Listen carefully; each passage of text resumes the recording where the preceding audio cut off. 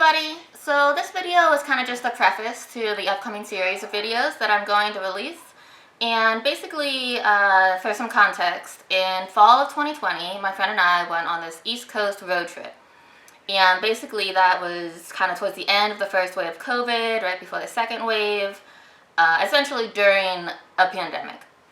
And I had a lot of, thinking through if I should even post these videos.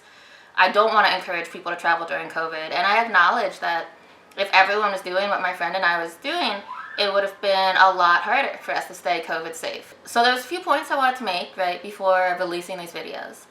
The first is that throughout this whole trip, my friend and I were trying very hard to be COVID safe.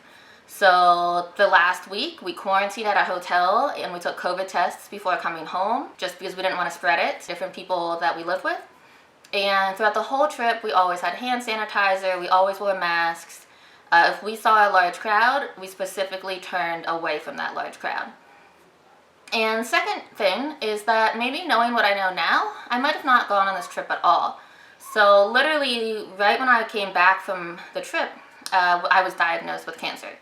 So even though I tried really hard to avoid spreading COVID to the people at home, I myself was a high-risk individual, and getting COVID could have interrupted the treatments I've had since, or made the whole process a lot harder. And so thirdly, kind of coming down to why I chose to still release these videos, even though I know that, it's almost encouraging people to travel during a pandemic, and it's not a choice necessarily that I'm proud of, now thinking back, is that